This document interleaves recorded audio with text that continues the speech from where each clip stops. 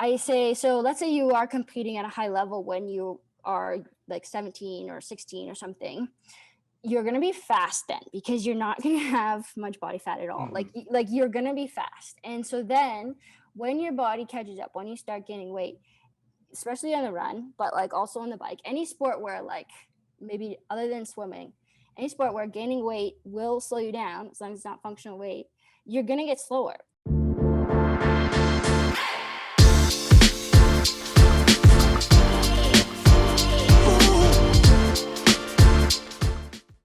This episode of the Smart Athlete Podcast is brought to you by Solpre. If you're active at all, whether you're running or simply out walking for the day, you've probably experienced one of the number one problems that active people have, and that's chafing. Solpre's all-new, all-natural anti-chafe balm solves that problem while feeding your skin the vital nutrients it needs to be healthy. If you'd like to stop chafing once and for all and treat your body right, go to solpre.com to check out the anti-chafe balm today. That's SOLPRI.com. Welcome to the Smart Athlete Podcast. I'm your host, Jesse Funk. My guest today is a former Canadian Pro Triathlete. Racing a lot of the fun races I wish I had gotten fast enough to be able to do. She is a certified exercise physiologist, currently working in our human performance lab as a PhD candidate in exercise physiology. She's also an online triathlon coach. So if you have needs in that area, you can get in touch with her. Welcome to the show, Alex Coates. Thank you very much for having me. This is fun. Yeah. Thanks for joining me. Thanks for joining me in the lab. It's always nice to have like different backgrounds. I've always got my ridiculously messy, bookshelves in my door that if anybody's been watching the podcast for a while knows that I stripped that door of paint, I don't know how many months ago, 6 to 8 months ago, and I still haven't stained it. So I'm going to get there one of these days. But you got all kinds of like fancy instruments and stuff that's behind you. And I'm like, mostly just like doctor curtains kind of thing. But yeah, it's supposed to be a biomechanics lab that I'm in. So yeah.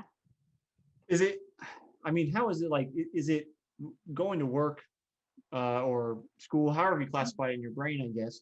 Yeah. Both. Yeah, it's like, is it like going to the playground every day where you got all these toys and you're gonna bring people in and you're like, okay, like get all my machines and show me some stuff? It's pretty fun, honestly. Like we have our Met cart, we have 2 bikes over there. Just before this podcast, we were doing this protocol where we have blood flow restriction cuffs and I'm on a tilt bed and I was echoing, so I was doing echocardiography on myself while having my legs completely blood flow occluded, and like it was like super painful. And yeah, it's fun. It's just like crazy, but it's good. So are you putting yourselves like through all the protocols before you bring in, I'll call them patients or subjects or anybody for research? Are you like, let's put me through this and see what happens? Yeah, so we have like one rule in our lab, which is we try to follow it, which is like if you're going to do something to someone from outside, you should probably do it on yourself first to make sure that it's not crazy. Everything we do is quite painful, but like, you have to have that perspective. And then like with COVID right now, we have to test mostly just within the department. So we're just testing. Our lab has 7 people. We've been testing ourselves, for all our different studies just over and over. And yeah, so lots of pain. So is that basically your training regimen now, where you're just like, yeah, I just do studies. Right. I don't need to keep track of like, okay, this day we need a rest day. It's just like, okay, what study are we doing today? Yeah. What kind of protocol do I have to put myself through? Yeah, exactly. I hate the studies though where there's no exercise. So we have one study going on where you just do the oral glucose tolerance test. So you drink like 100 grams of sugar. It's gross.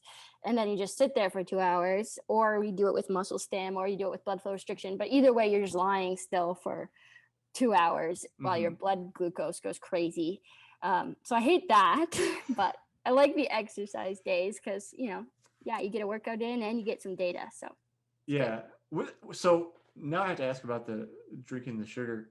Yeah, is that just you're just taking like table sugar and putting 100 grams in like 16 ounces of water? You got to chug, or like what? It's what's basically the protocol? that. So it is like a standardized drink, and they make it orange flavored so that it's more easy to drink. But yeah, you could do that. You could easily just put 100 grams of table sugar in water.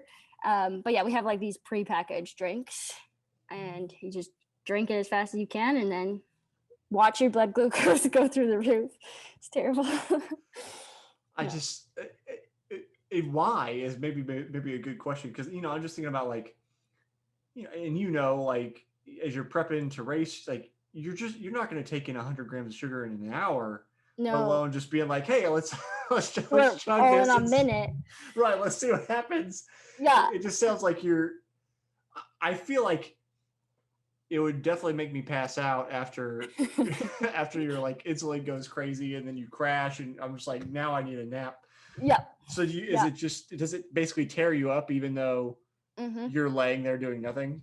Yep, basically. So that specific study, the master student who's running it, he's looking at how, so we know that when you do that, it impairs your artery function for a bit. And so he's basically looking to see if you drink it and you have the muscle stim, or if you drink it and you have blood flow restriction, or you drink it and you have blood flow restriction and muscle stim, which one kind of prevents that impairment the most. It's looking from preliminary data, like the muscle stim is the best. So basically exercise is good at preventing the bad things that happen when you drink too much sugar in a minute. But yeah, either way, like for us doing it, it's terrible because they do that test to see how, like, whether or not you're diabetic. So how well your body responds to that, crazy amount of glucose. Yeah. But we're basically like doing it so often that we're like giving ourselves diabetes instead of using it to check our diabetes. It's terrible. Yeah. Yeah. So are you doing like with the muscle? I know we're getting down a rabbit hole already, but maybe that's fine.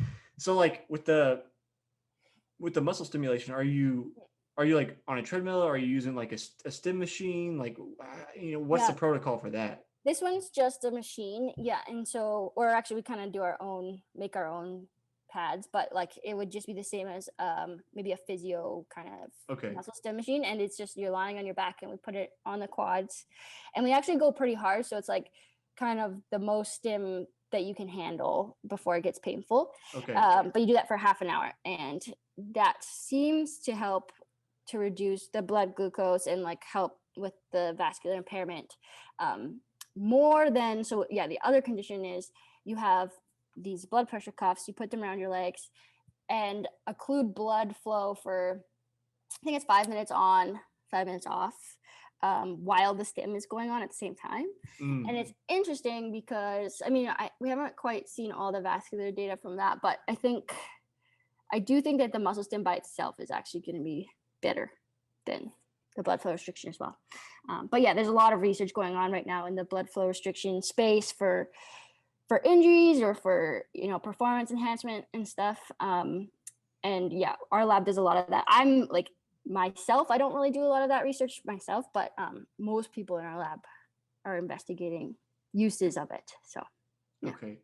And obviously this is preliminary, but now I have a bunch of questions, and you have to excuse me because I know just enough to be dangerous, none enough to actually be useful. So with the stim machine, so and clarify this if I get this wrong for the listener here. The stim machine, you're putting pads on, there's electrical stimulus, it forces your muscles to contract. Sometimes physios use it for rehab, which is where I've encountered it during college.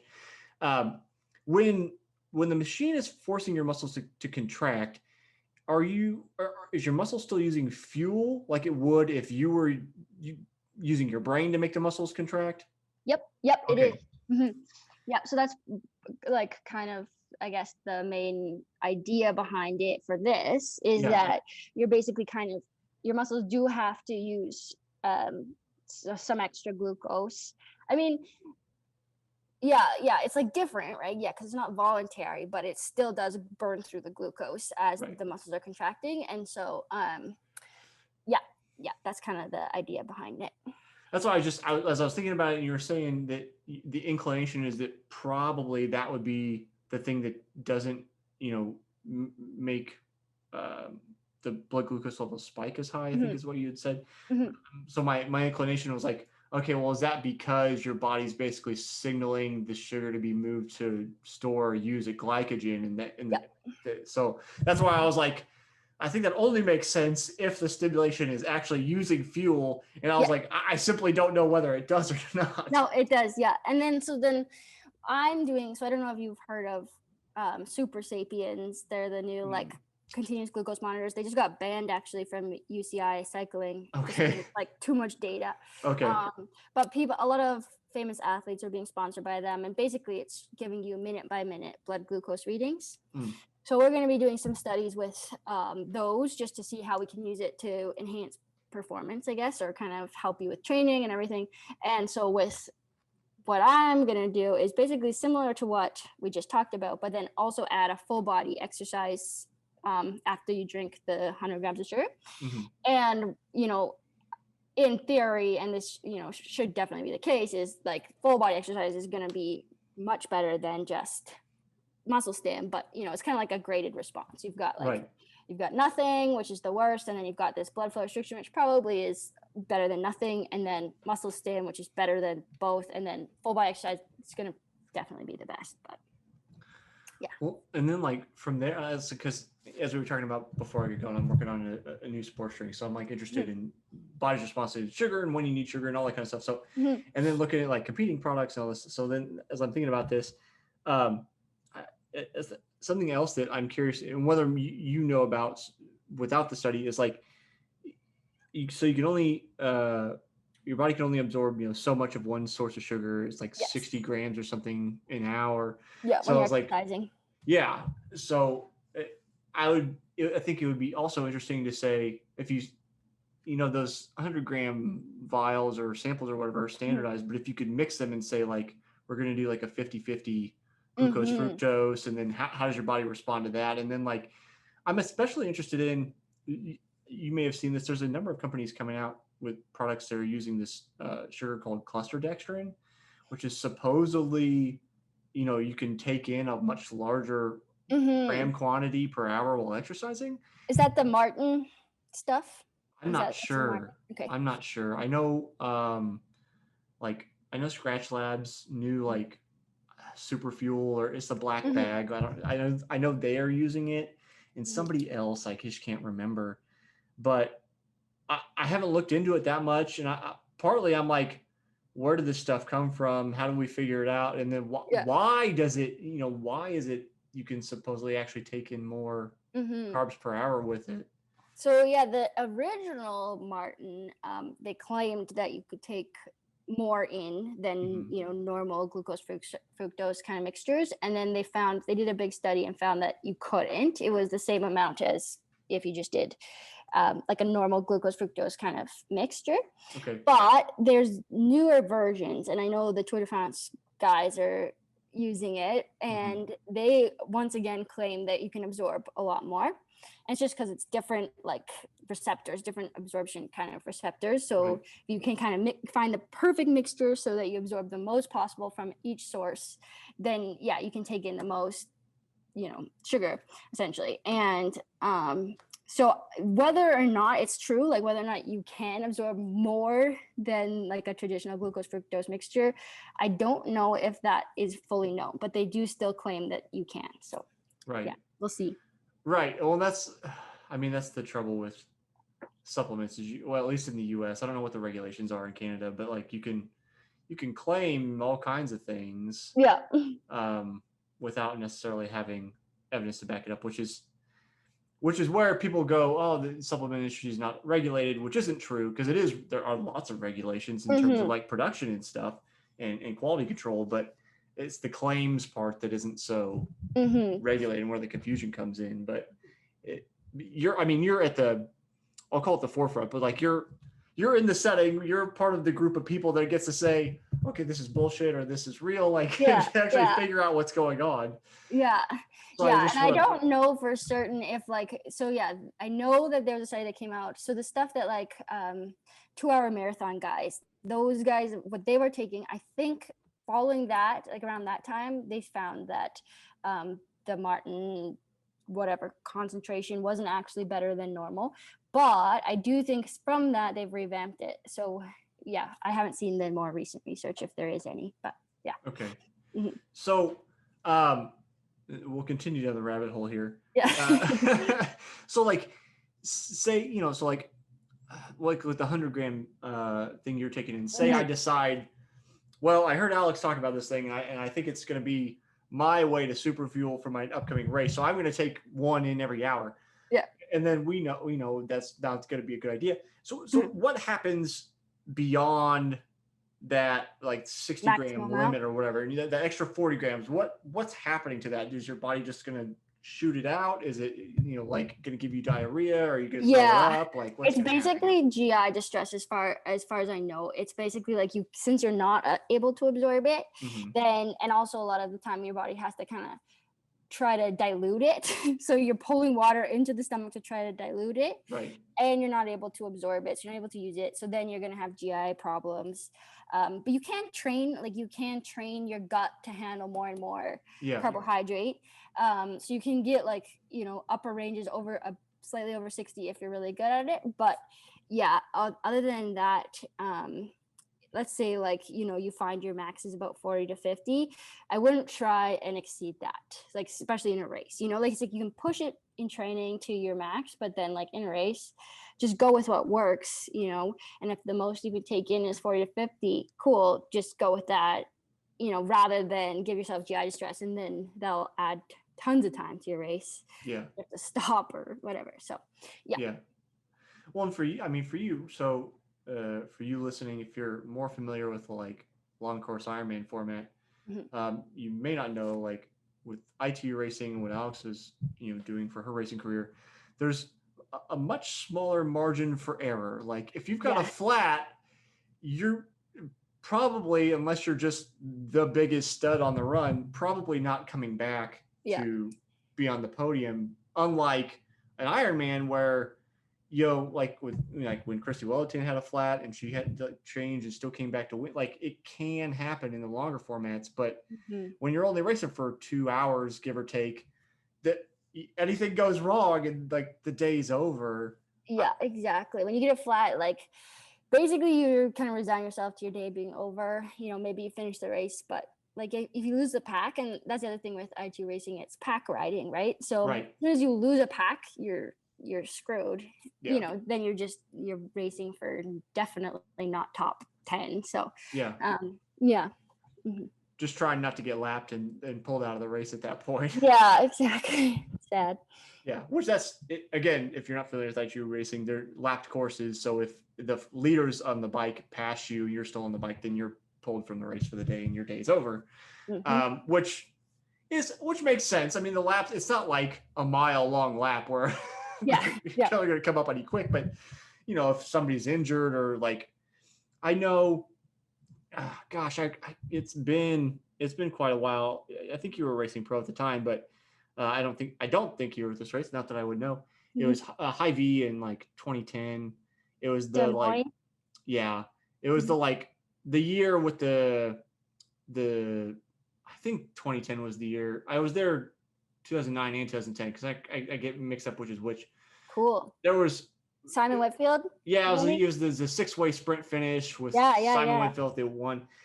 Yep. I And think my sister was there. I think my twin sister was racing that race. yeah, Mhm. there was a like Iowan, I don't know what Iowa people call themselves, he'd been like winning the amateur race for a number of years and finally went pro. And I don't know how he got into this race.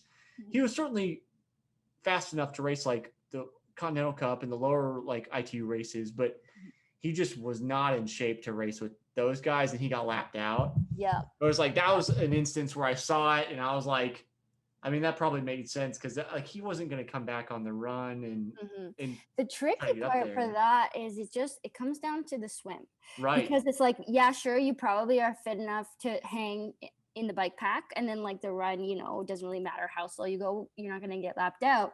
But it's the swim, because if you can't swim and make a pack, and a good pack, if you're too far back on the swim, then your day's definitely done, Yeah. because the front packs are going to go so fast that like you can't time trial. Everyone thinks that like, coming from Ironman or something, they can like time trial as fast as the pack, and it's like, no, you can't. The pack's working together, they're going so fast. I mean, if you just look at like Tour de France riders, they're riding like 45 to 50 kilometers an hour for like 6 hours, like, and it's just because they're in a huge pack. So yeah. Yeah. Well, it's like that. I only got a very little bit of experience in like group riding and draft legal. There was a couple like amateur draft legal races I was able to be invited to, and just the energy difference in just sitting behind one person, let alone a group of Yeah. people working together, is ridiculous. And you can look at the numbers and it'll say, okay, you're going to save 25% energy with optimal drafting, Mhm. and you can understand that logically. But when you understand it in your legs when you're doing Mhm. it, it's a whole other thing, and you go, oh, like Yeah. that's Yeah. like that's why there's no way. Yeah. Not to mention you're on a road bike with shorty aero bars at best. Mhm. Like you're not going to get into a great time trial position No. to to get down there. So it just Mhm. it's a nice thought in theory, Exactly. but you know Exactly. it doesn't work in practice. No. Exactly. Um, so I do want to ask about so with your racing career, it seemed like you kind of came out of high school ish age Mhm. straight into pros, right? Yep, that's right. So how was that transition? I know like last week I talked to a pro cricketer from South Africa, and he kind of did the same thing, just high school to playing professionally, which is a little alien to any U.S. listener because we have this collegiate development Mhm. system where everybody goes to college and plays college sports. Um, but that period of time, from like 18 to 25 ish, is such a big like physiological development. Yeah. And I know from for other former pros I talked to uh, that just the jump up in difficulty from amateur races to pros, even if you're ready, it's still an adjustment. So how did that transition go for you? Do you recall how you felt at the time? Yeah, good question. So yeah, it's very different when you kind of are just fed into the pro kind of system. So I went like Kids of Steel into junior elite, into U23 elite, into elite. And so I never kind of had that experience of not being in elite sport, I guess. Okay. So on one hand, it's really easy. But on the other hand, I think now looking back, I think that system is why we had like 7 women who could have like podiumed it in Rio, and then none of them were fit or able to race it well in Rio.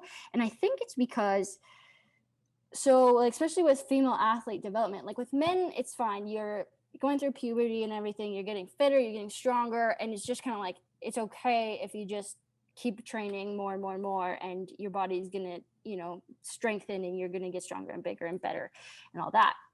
But with women, so you're in junior elite, let's say you're like 17 years old, and then you're 18, you're 19, you are kind of going through puberty, but you are supposed to be like becoming a woman, but you're not because you're training really well, and if Mm-hmm. you look at swimmers too, like swimmers, going to the Olympics, there's one girl from Canada, I think she's 14 years old and she's going to the Olympics.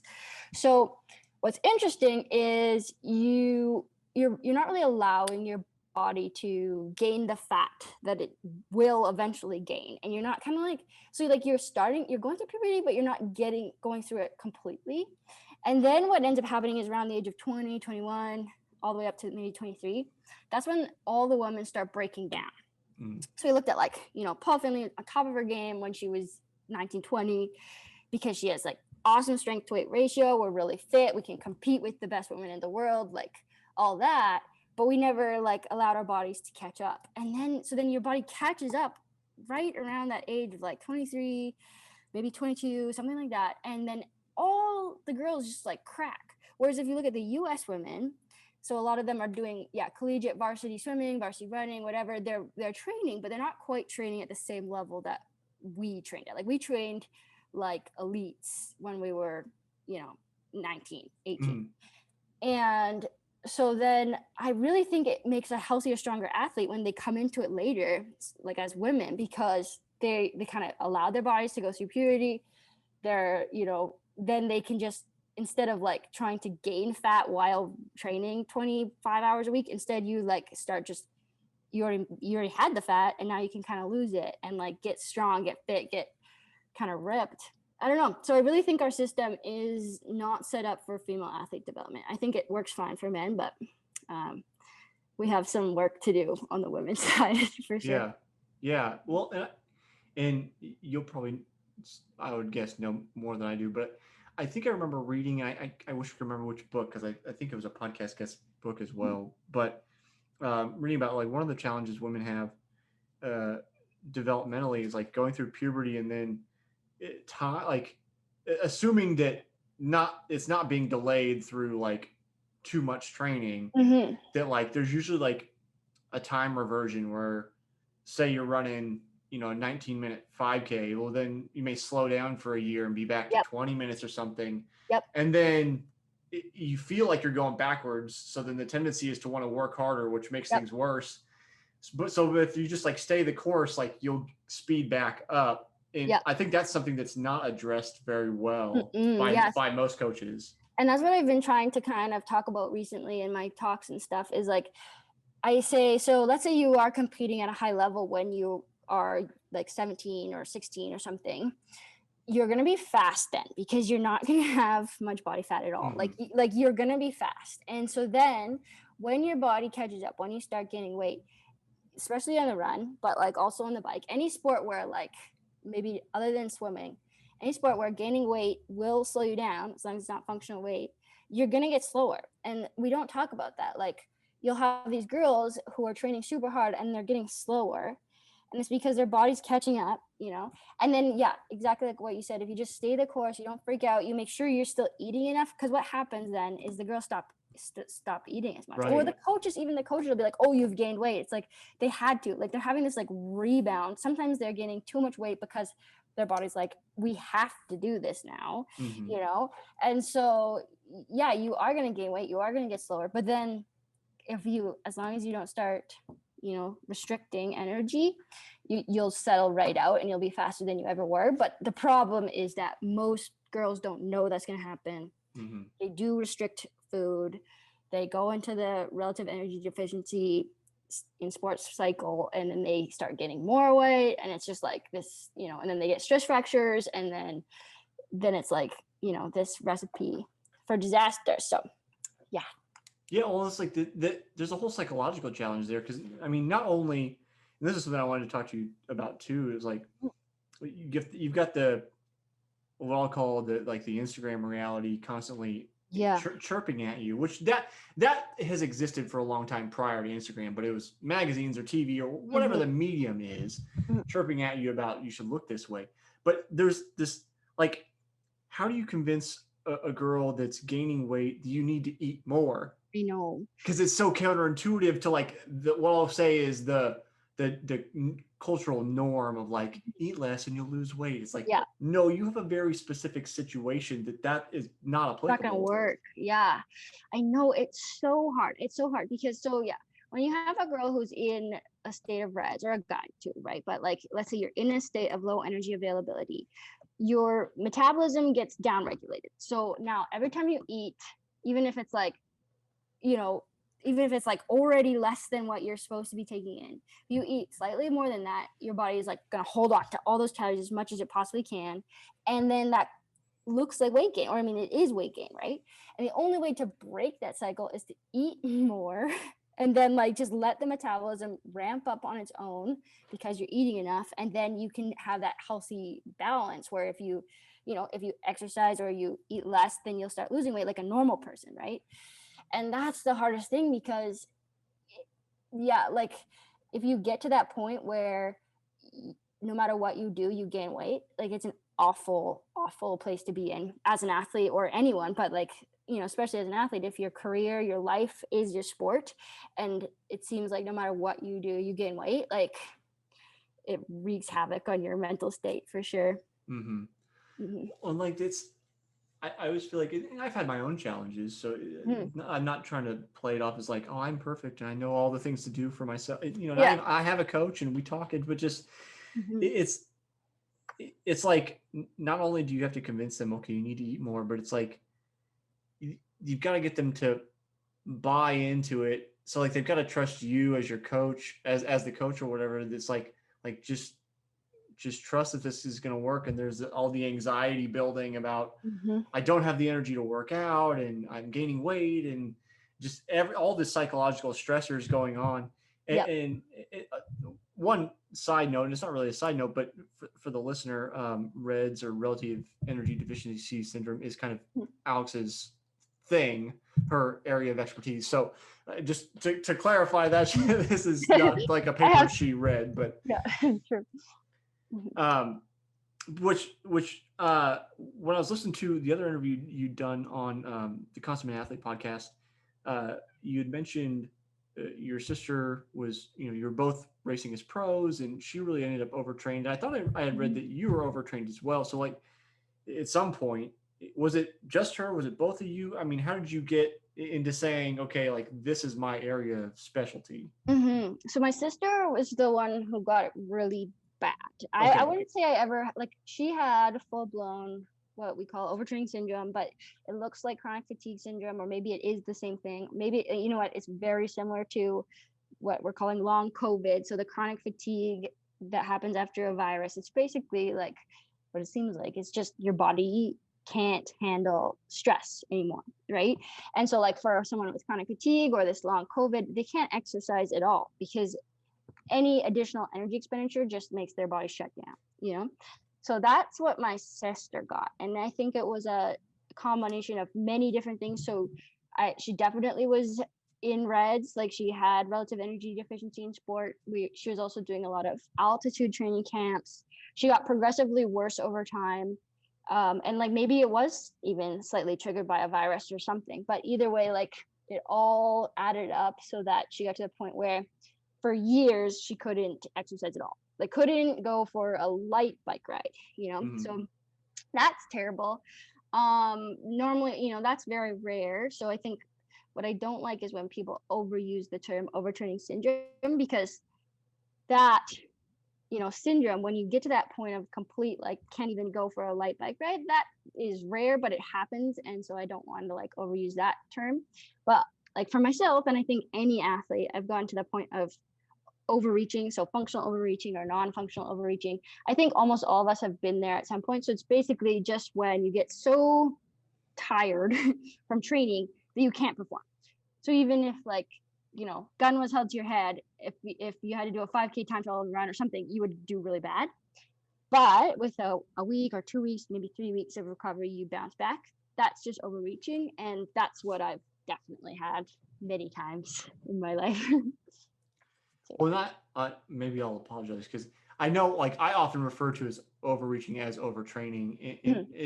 It's like the common vernacular for it. Like people are asking about, what's going on, or what do I do, or even like, you on the other podcast, you described, the various stages and their delineations, and burnout being this psychological component. Like I just did a video on like how do you recover from burnout, and talking about, I refer to it as overtraining. It's like, it's part of it is not being clear enough on each individual stages on my part. So that's certainly my issue.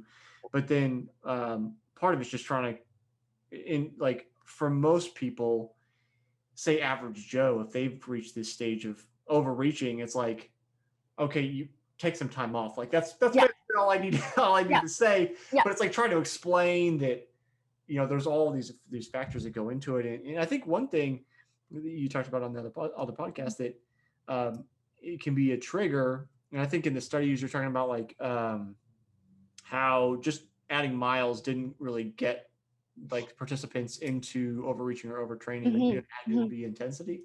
But the thing I try to educate people on is that like life is a stressor too. It's not just like your exercises don't live in a bubble where it's just like, well, I did the same mileage, it's fine. It's like, yeah, but are you getting divorced? Are you like we just finished a kitchen renovation for the last 8 months. That was stressful. Like, are there other things going on that are stressing you? And that is something I think is not talked about enough when we just want to be like, this is how to, structure a training routine.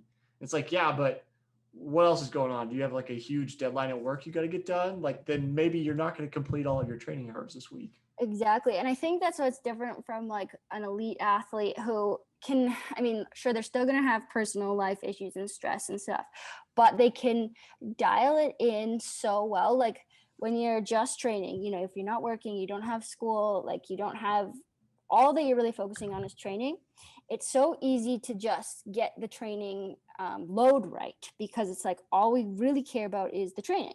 And so you can train so hard because that's the only stressor, I guess. That's the only thing that's putting stress on your body. But then, like, for myself, when I went back to school and I started trying to like do my master's and train, or like even just day-to-day life now, like I cannot handle at all the training that I like, even like intensity wise, like even one session, right? I can't handle it. And it's just because there's so much else going on in my life. And yeah, I think that the additional stressors, or you know, all the other things that are going on in your life, they're more taxing on your body than training. You know, and they're what allow you to, whether, you know, they say whether or not you're going to have a good session that day. For sure. Like even yesterday, I did a whole day of data collection. So doing data collection for 3 different studies. And I went home and I was supposed to do, I'm signed up for this virtual 10K. And I went out and I ran 5K. And then I just like quit. And it was such a sudden quit. Like it was like I hadn't consciously decided I was going to quit. And then all of a sudden I just stopped my watch. And then I walked home and then I laid on the ground for like 3 hours because it was like so dead. And it was interesting because it's like, why, you know? But I think it was just because my whole day of work, like my body was like, no, you know, this isn't happening today. You have to redo this. So yeah, it's interesting. Yeah, well, it's like in the midst of all that, I think one of the things you even talked about in the other podcast is like making sure you're fueling properly, and not like they were talking about intermittent fasting, and that's such the thing right now. And it's like I'm certainly guilty of this, though I often get my workouts done in the morning so I don't run into this. You know, I eat breakfast and then like an hour later go out for whatever the workout is. Is it like with the data collection? And I don't know. You can obviously tell me. Somebody has their work day and they're busy all day and maybe they forget lunch, and it's like they've been going all day and then now they're getting home or getting off. You know, maybe they get off early, 3 or 4 o'clock. They can go do their workout at 5. Well, you haven't eaten anything since hopefully you had something at breakfast, and you're like expecting to perform when so you're in such a bad space.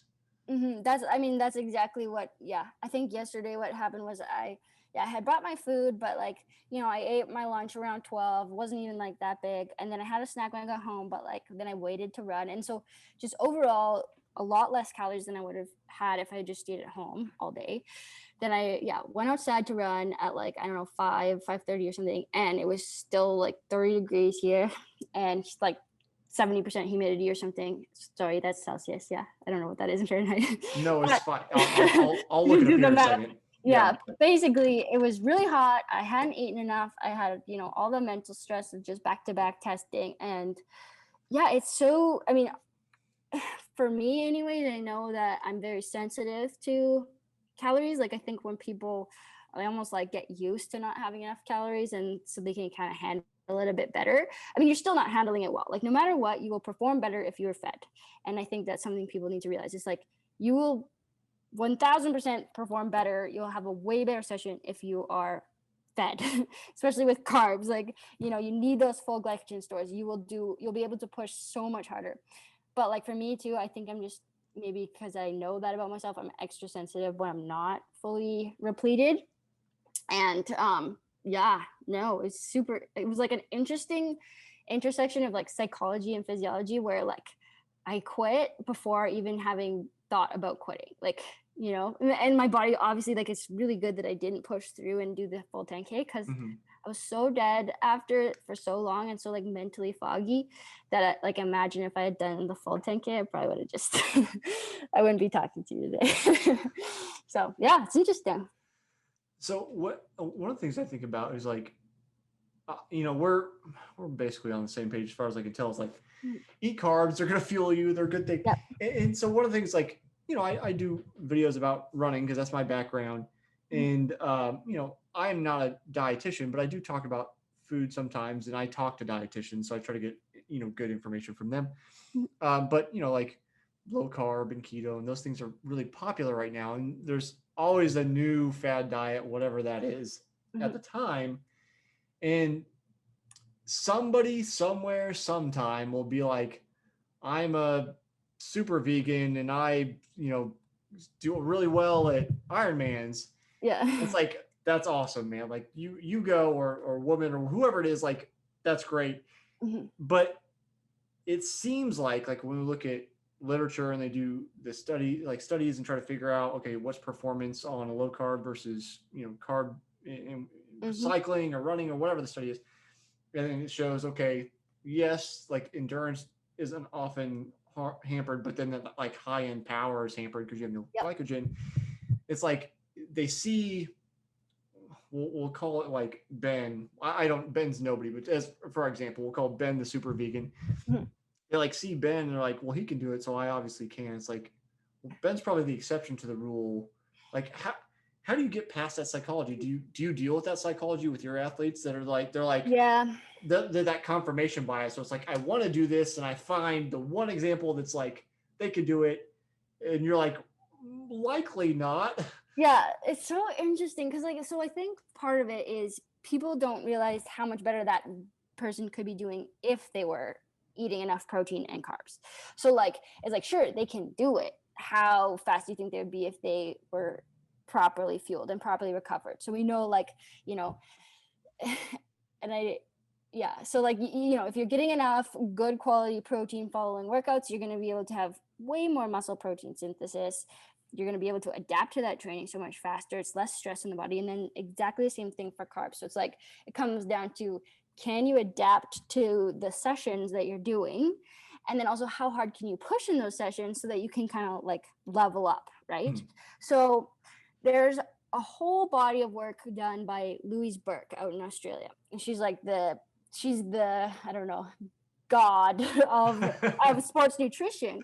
She has these crazy studies where it's mostly with elite race walkers, and she gets them from all over the world. They come in, they do a training camp at her lab, and they basically, every morsel of food that they eat is provided by her, so she knows exactly what they're taking in. And she'll put them into groups of like, one's high carb, one's like, I don't know, normal, one's super low carb, maybe keto, whatever. And she's done multiple versions of this study. And they also do races at the start and at the end. And the races are with prize money and everything. So like the athletes have incentive to go as hard as they can. Mm-hmm. And what she finds is that, so we know that the high carb group will outperform any of the other groups. We also know now that throughout a training camp, if you're keto, you are actually not adapting to the training the way that the normal carb or high carb groups will be.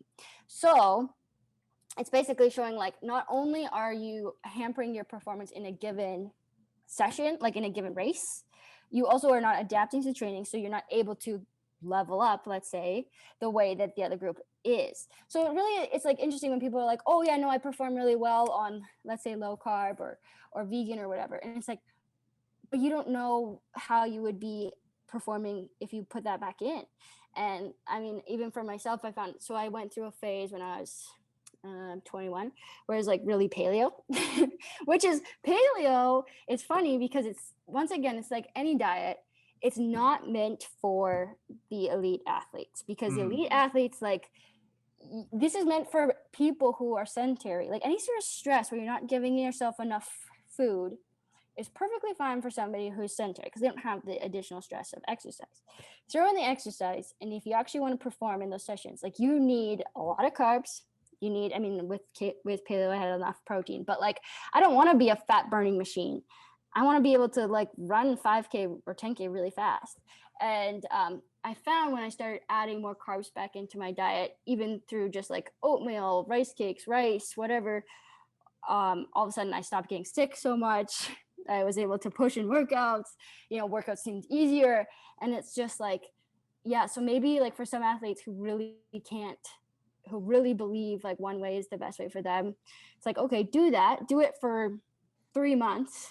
And now I like, promise me that you'll add some back in and see how the difference, right?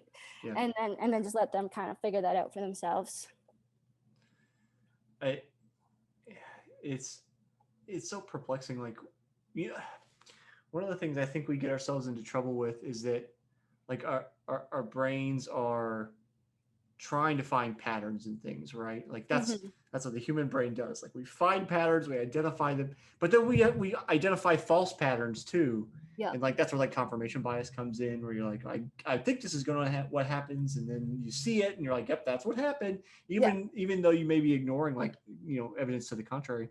Mm-hmm. It's just I don't know. I don't have a question. It's just interesting sometimes how people get themselves down a rabbit hole of like this is definitely going to work. Let's like in this case, like this certain diet, like I Yeah. believe in this diet, like I wholesale bought it, and I know it's going to make me the best I ever could be. And then they're performing well, and it may be just because of in part because of the belief that they're going to be doing well. So then Mm-hmm. there's this like psychological motivation, but it may be ignoring like, oh, I also kind of I'm not recovering as fast, but like Mm-hmm. I've got the motivation to keep pushing.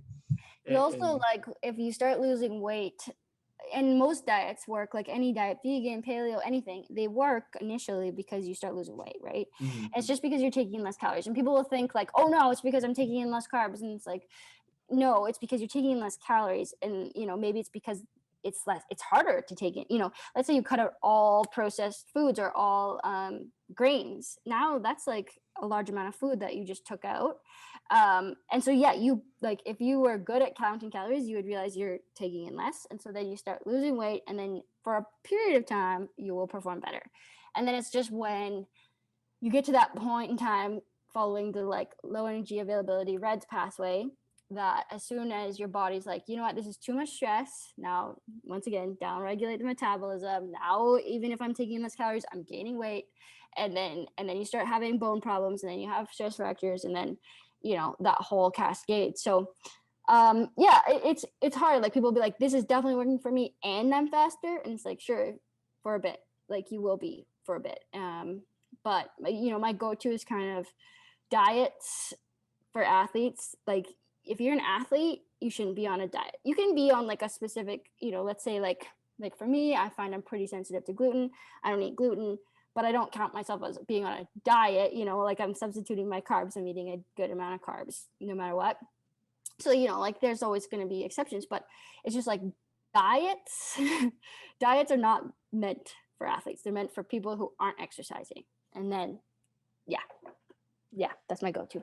Yeah, I think along those lines, you'd said on the other podcast is like a diet itself is like a workout, like it's its own stressor. Mm-hmm. I really like that just because I think it helps frame it Mm-hmm. a little bit easier. Where it's like, so instead of thinking, okay, I'm on a diet and I'm also working out, it's like, well, no, now you're basically doing 2-a-days. Exactly. Yeah. So if you've exactly. gone from not working out to doing 2-a-days, like it's probably going to be a bad time. Too much. It's too much. Yeah, exactly. Like if you really want to try, like a super restrictive vegan diet or something, do it on your off season because then you'll get to feel what it's like. And then when you're training again, you don't do it, Yeah. It's definitely like doubling up because it's basically what you're doing is you're putting that energy stress through your body. So exercise is an energy stress. You're stressing the body. It's like, no matter what, if you're training hard, you're going to have a period of a calorie deficit. And like, that's good for short periods of time. Mm-hmm. And that's the way a diet works too. It's fine for short periods of time. It's just, you then have to replenish everything, allow the muscle protein to come back, allow all your systems to adapt to the training. It's how any sort of stress and adaptation cycle works. So, yeah. So now I'm going to ask you a personal question that I'm thinking about. So, so anybody that's been listening, back on episode 100, I had my coach on and we were talking about this, and I'm trying to lose weight in this sense that I'm trying to get leaner because I've never been real lean. I would refer like I've been like the skinny fat athlete pretty much my whole life, which I think is a signal that I've just been eating too many carbs. But like over COVID, like I gained too much weight. I'm 5'10", so I got up to like 174 pounds. And I know like racing weight, I probably need to be closer to 160. So I'm not like real small by any stretch of the imagination, but I'm like in college, I was racing in 155, and post college, like 158. My fastest 5K I was at 163. So like, I'm not trying to like get down to 140 or anything. That would be nuts. So I'm trying to get 160-ish. And what I've been doing, I'm not consciously dieting.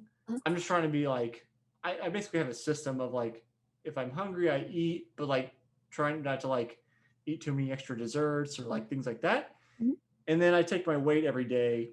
And then if I have too many days in a row where I lose weight, so like say on Monday I'm 167, and Mhm. then by Friday I'm 163. I'm like, that's too much. Like I'll Mhm. purposefully eat more to bring my weight back up so I Smart. don't like hamper my performance and end up in that overreaching period.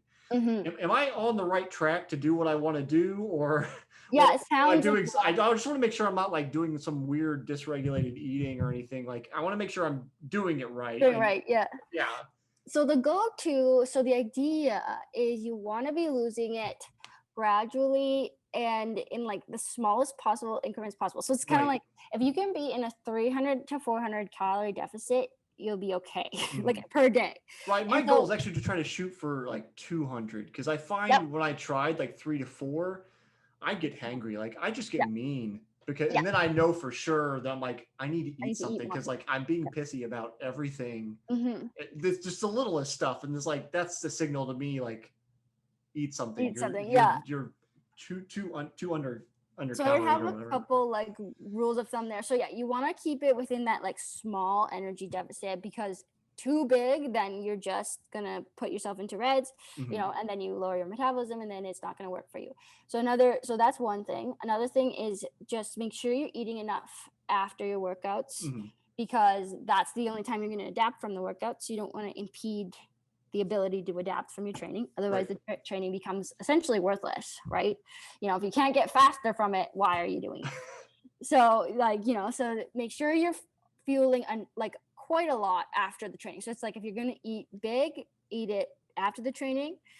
And then what I would do too is, so like let's say you want to do any sort of hard session, I would make sure I'm eating carbs before and after. But then, say I have easy stuff, you could swing towards eating more protein, lower carbs.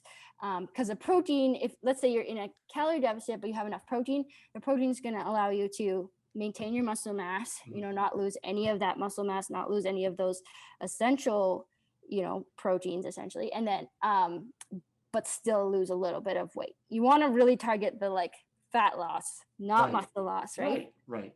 Yeah, so that's just from a calorie deficit, but maintaining your protein or even upping your protein intake, and then cycling the carbs around the training. Okay. That's what I would say. So we've basically just been in base building the last year, and I just did a 4th of July run. So you've got Canada Day on the 1st, and we've got the 4th, and so it was a 4 mile run. So I've got a baseline now from this race, but like we're only gonna really start, the build and then race period later on. Like I'm looking over the Mhm. next year. Like okay, so I'm only running like 6 minute pace right now, which is not bad for just doing long slow miles. Mhm. Um, and then I'm like, okay, I'd like to get down to like 5:30 pace for my 10K. So I just, like I said, I've got you captive. So I figured I'd poke your brain a little bit, Yeah. selfishly trying to make sure I'm on track. Cause my tendency growing up is basically just been, like I didn't eat enough my senior year of high school. Mhm. Part of it is just like, I've talked about this on the running show that I do on YouTube, is that like I didn't eat breakfast before I'd go to school. Mhm. We'd have lunch and then work out. It's like it's the same thing where like didn't eat all day, ate at noon or whatever time they had lunch scheduled. You work out at 3 o'clock. It's like you barely consumed anything. Yep. I was just so broken down. So then into college, my tendency was basically like just eat, like Yeah. just eat, and it's still like had to get to be really conscious. I mean, I messed up like my like junior year conference because we were staying out of town and I didn't have access to all the food and I was just wiped for my races. Hmm. Hmm. And it was a 2 day event. I was running the steeple on one day and the 5K the next day, and just I had no juice for either. Yeah. And so I think that's where I get into just I'll have a little extra body fat as long as I've got enough fuel Yeah. to You'll perform go. so much better. Right. Yeah, exactly. It's like you don't have to worry. It's like we worry so much about race weight, but it's like you'll perform better if you're fueled and you're fueled for your sessions. Even if you're carrying a couple extra pounds of fat, Yeah. you'll still perform better than if you're skinny and under fueled. Right. Like, Right. and it's just finding that, like, I think people have to feel that for themselves. Like, it's hard to believe it, you know, you're like, no, like seniors faster. You have to like figure that out for yourself, figure out like what it feels like when you are underfueled. Yeah. And then realize like, oh yeah, like when you can push, when you can like really go hard and you can dig super deep because you're fueled, like, you know, that's a great feeling. And then when you're underfueled, you find like, you know, it's like you just can't get that extra little bit of push. Like you can't make yourself go hard enough in a race situation. And that's a sign of, yeah, not enough fuel. So yeah, it's a big thing. Yeah, I think you talked about this in the other interview with talking about communicating with your athletes, and I try to really push this is people making notes about how they feel on particular workouts, and I'm like the rate of perceived exertion religion, like that's like that's the, if you have no other point of reference, like what was your RPE for the day? Yeah. And it's like if you're paying attention to that all the time, at least I feel like I would have noticed it, especially on the bike. I think because there's actual gears, Yep. so it's almost easier to like qualitative matchup. But I would just be like, I just didn't have the next gear that day or whatever. Like I could be like, man, I really just felt like, you know, say we were going, it's supposed to be like Z4 training or something, and I was just like pushing the top end or going a couple watts over whatever my top end would be, and just be like, I felt great. And paying attention to what you're eating versus, you know, that qualitative approach, like how did I feel? If you do it enough, it seems like you'll start to go, oh yeah, like over the weekend I just ate pizza and cake and then I felt like crap come training on Monday because I didn't actually get any good nutrients in over the weekend. Maybe you can get through it because you took in carbs and fats and some proteins, but just like the quality of it wasn't good. Yeah, it's really checking in. I mean, I'm 100% on the same page as you. It's like, to me, watts and, you know, all my other metrics, they don't tell me as much as if it was just like, okay, but how did you feel at that wattage, or how did you feel at that heart rate or whatever? Because yeah, like let's say I see someone and I prescribe them a workout. I said, like, I want you to do, you know, let's say it's on the bike and I wanted you to do 3 by 10 minutes threshold or like around that FTP kind of value. And then so they're hitting their watts and like maybe their heart rate looks fine, but it's like, but what if it was way harder to do that than it usually is? Like that's telling me something, you know, that it's either you're overreaching or you haven't fed properly, or you're just in a really stressful period of your life, or we didn't, you know, recover you enough from your previous sessions, whatever it is. But like I wouldn't be able to tell that from the file. The only way I can tell that is if you gave me an RPE or you gave me a comment. So I try to hammer that home to my athletes, but you know, it's hard with online coaching because it's in their hands, kind of like I can say it as many times as I want, but unless they feel like telling me, I just don't know. So, I know. Yeah. Well, it's just, I don't know if it's one of those things where, this is a phrase from one of my business mentors. He talks about, you don't have to watch somebody else fall off a cliff to know you don't want to fall off a cliff. And I think sometimes people do need to fall off a cliff before they really understand it. And that's one of those things that, like, I think you talked about it with, I don't know if it was today or the other conversation, because it's all jumbled in my head now, but just like some of those things are like precursors or signals before you reach that like overtraining period. Like you feel a certain way, or this isn't happening because of this. And it's like, if you wrote those down in the journal or in the log or in Training Peaks or whatever you're using, then like you in particular with your athletes can go, okay, maybe next week we're gonna pull back on the volume or the intensity or something and deal with this before it happens. Yeah, something really big. Exactly. I know. And some athletes are really good at that and other athletes are really bad. And, you know, some athletes all of a sudden they'll stop training and then I'll be like, all right, what's happening? This is because they went off the cliff.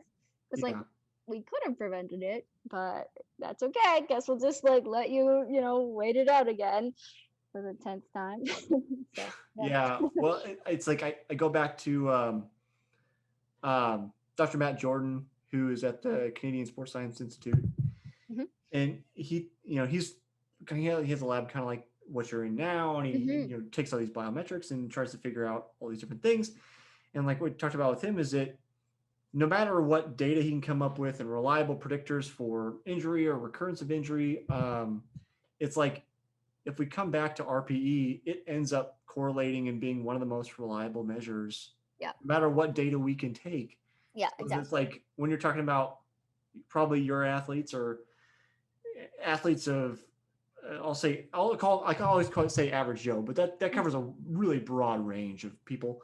It's like not everybody has access to all that stuff and can be taking lab measures all the time. And it's like Mhm. if you just get in touch with how you feel, Yeah, we'll get a little exactly. have a little kumbaya moment, Yeah. and we'll sit And around. it's so interesting because the physiology does line up with the mental state. It's just that like people don't know what to look for. So Okay. when you're fully overreached, so like functional overreaching or non-functional overreaching at any given effort. So let's say like, well, not even effort, like power output. So let's say like, you're used to going 200 watts on the bike at a heart rate of 150. Mhm. So next time when you're overreached, if you're going 200 watts, now you're going to be at a heart rate of 140. So your heart rate is actually suppressed. And what that feels like is it feels like it doesn't feel easier. It feels like you can't push. So then now, like, let's say we go up to 300 watts. Now your heart rate's still suppressed by like 10 or more beats. It feels like you just can't go hard. And then it just gets to a point where you stop. Essentially, you can't do that wattage because your heart rate isn't keeping up. And so that's just like one physiological sign that matches with the effort level. It's like you're in the pool or you're running and you just feel like you feel really heavy. You feel like you can't sprint even if you wanted to, and your physiology matches up with that. You're going to have less lactate production. You're going to have a suppressed heart rate. And yet athletes who don't have that awareness think, oh, it's all in my head. It's like, oh, I feel heavy, I feel bad, but it's just in my head. I just have to keep pushing through it. And it's so interesting because it's like, no, the physiology usually lines up with the psychology, you know, and you just have to trust yourself. Like if you feel bad, it's because you're not doing good. You are doing bad, and you're doing bad for a physiological reason. So like, I don't know, I'm really not one of those people that'll ever say like, oh, it's all in your head. I think 9 times out of 10, it's not in your head, it's in your body. Your head knows, maybe you don't trust it, but your head knows that you're not doing well.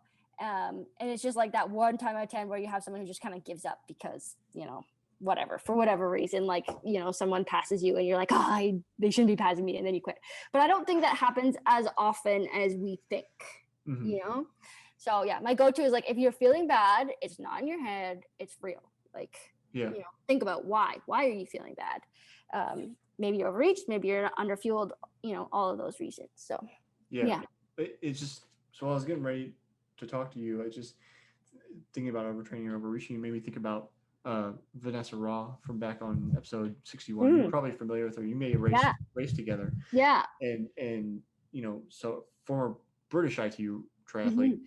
And we talked about just she spent so much of her career overtrained and injured and just being pushed too hard. And it's like just she wasn't listened to. Like Mhm. she knew like something was wrong, but then Yeah. there's just like this culture of just go harder and like you'll Yeah. improve. It's Mhm. like how many times do we have to using the metaphor again, push an athlete off a cliff Yeah. before we go, maybe we shouldn't do this? I know. The culture, especially when she was racing, it was so bad. I mean, it was when I was younger too. It was so bad. It was very much like it's all in your head mentality. So like so many athletes that I know, including my sister, it's like they would go out for a run, then they would not be able to do it. They'd like start walking back. It'd be like impossible to do the workout. And yet the coach or the doctor even would be like, well, it's all in your head. Like you just don't want it bad enough. And it's like, no, that's not a thing. Like that's not a thing. If these athletes are professional athletes, they want it more than anyone else in the world. Like they want it so bad. It's everything to them. It's their whole lives. Like it's like that's the absolute opposite. If anything, they want it too much. Yeah. So like let's just listen to them. If they can't do it, it's not in their head. If sure, a blood test might show up fine, right? Because with overreaching, if it's not with energy deficiency, if it's actually just pure overreaching, it's more like neural than anything, or it could be cardiac. But either way, it's like it's not going to show up in a blood test. That doesn't mean there's nothing wrong. Like if you can't get your heart rate up, there's something wrong. And yeah, we just have to listen to the athletes. Like blows my mind. My boyfriend at the time, he basically got like kicked out of the national center because they decided that he didn't care because he was overreached, like super badly overreached. It's just like so frustrating, but yeah. It's just I as we're winding down, I didn't get to ask you this, so I wanted to ask you this before I ask my final question. And it's, how prevalent do you think overtraining is among the professionals or the professional peloton, however you want to classify that group, all the way from continental through, World Cup, like the whole system? So I think that every athlete ever would have experienced at least functional overreaching before in their life, because that's kind of just your training camp fatigue, where you get to the end of a really hard training block and all of a sudden your times are just bad, like you just can't go the times that you could at the start. So that's just kind of your normal training camp fatigue, but it is functional overreaching, and we have shown that it's not as good for adaptation as if you had just been acutely fatigued. So like you just had normal training fatigue, but you could still perform, you'd adapt to that training and perform better overall than if you got to that point of functional overreaching. But I think every athlete has experienced that at some point or another, and it takes like a week, maybe 2, and you should bounce back and you'll be good. Now, non-functional overreaching, I think most athletes probably would have felt it as well. It's just like when you get into a hole and it takes like a month or more to get out of, that's non-functional overreaching. And I feel like most athletes would have felt that as well. And then when we're getting into like overtraining syndrome, that's still a very small percentage, because usually what that would be like Vanessa Raw and stuff, where you end up quitting the sport because you can't do it.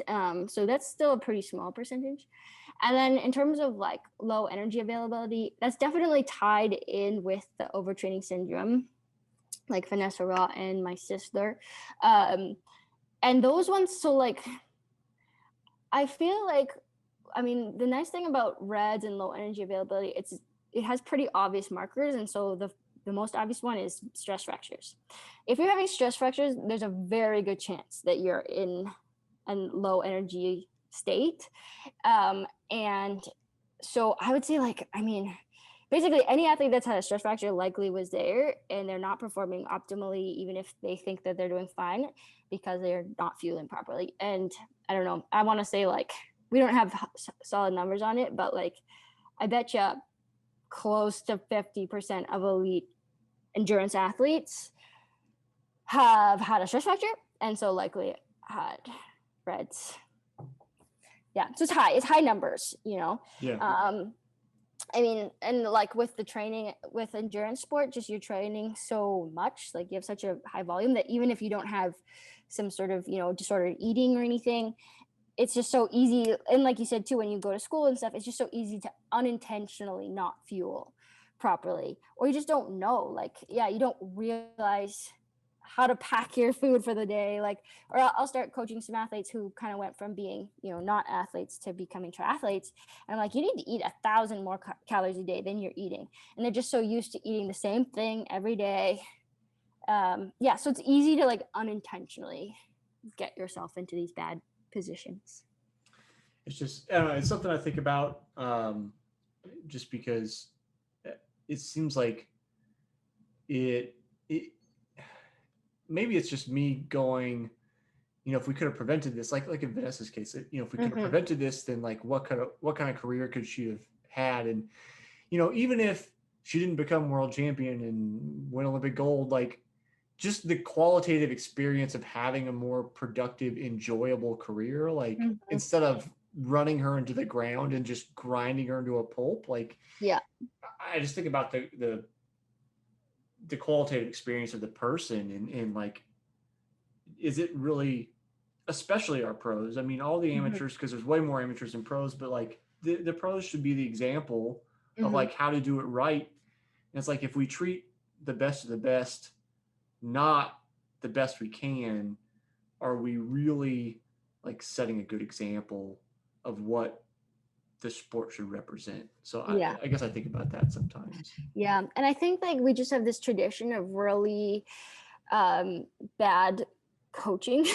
Like, and it's so built in. It's like we have these, I don't know what I call them, like dictator coaches. So it's like a coach that controls your whole life. They control your everything that you do in the day, as well as like your mental state. Like they control everything, and it's so unnatural. And like we know that happy athletes are performing better. Athletes who have like a say in what their day looks like, what their life looks like, who they get to hang out with, like those athletes, and specifically like triathletes, the ones who have control over the training, have control over their life, are the ones that are performing on the top. And the ones who are in the middle, are not performing up to their potential, are the ones with these like dictator coaches or dictator federations that don't let them have a say in their life. And it's so backwards. I don't know why we have that set up. I mean, specific, like in Canada, we have it's been like this forever. And, it's like the athletes are treated like they're 10 years old. Like they have no say in anything, which is absolutely insane when you're an adult. You know your body better than any coach could ever know your body. Like, when something's good, when something's bad, what makes you happy, what makes you not happy. And the fact that athletes don't get to make those calls is, that's what's ruining all the athletes, right? So I don't know. I have a lot to say on that. I think that we just need a culture shift. Like, I think there's other sports who have gone through the same sort of thing, where they used to think like, oh, we need to control our athletes, down to every minute of their day. And they've slowly realized that's not what makes a good athlete. And for whatever reason, at least in Canada, we haven't caught up, but hopefully we catch up soon. Like, I don't know what, say, like the Brownlees, I don't know what their coaching is like, but what it seems like is that they have control over what they do. They have a say in it. And I don't know if that's the case, but it does seem like these top athletes get to choose where they're training, who they're training with. Like, they have more say. So yeah, hopefully the sport progresses to that. Yeah. Alex is running down on time. I'll ask you the question I'm asking everybody this year, and that question is: how do you stay motivated after failing to reach a goal? Ooh, good question. I guess, I mean, I was just thinking about like my more recent goals. My recent goals are like less intense, right? Because I'm not an elite anymore. But for me, it's just because it's not over. Like, things aren't, it's not like when you fail, then it's done and then you should just throw in the towel. It's like, okay, it's part of the process. So like, even I had a goal to run a fast half marathon, but I'm always getting Achilles injuries, so it's never happening. But to me, it's just kind of like, it's not a failure. It's just the step in the right direction, and eventually, hopefully one day, I'll get there. So I guess I think for me, it's just like, don't put that, like, have a goal, but don't be like, if I don't get it, then it's over. Like, why is it over? That's just like part of it. And one day you'll get it, as long as you don't put that like end post there. So yeah, I would say that's my answer. Deal. Alex, where can people find you, see your research, get in touch, all that kind of stuff? Well, I'm on Twitter. My Twitter handle is superalex_C. And I'm also working with this group called One Athlete, and it's at, I think, just www.oneathlete.com, maybe .ca, but maybe .com. We'll check. And it'll be in the description. yeah. So what we're trying to do with One Athlete is we're trying to make a monitoring tool for energy deficiency and for overtraining, and for overreaching. And so the idea is you do this questionnaire once a month, let's say, or once a week, but once a month is fine. And it just like, it'll track your scores over time, and you'll get to know, like, if you have a score of whatever, then you're at risk, you're in a bad place. And so the idea is you just do this monthly questionnaire and you'll know where you're at. So what we're trying to do is validate that right now. We need 1,000 athletes to fill it out, and we're at like 140. So if we could get the word out, go to One Athlete, fill out the questionnaire. It's called Alpha. That would be really helpful. yeah, so you can find me there. And then also, so my lab is the Human Performance Lab at the University of Guelph, and we have our own website and we post our research there. So if you're interested in any of the blood flow restriction or anything, all that has been posted up there. And yeah, that's it, I think. Sounds good. Thanks for hanging out with me today, Alex. Thank you very much for having me.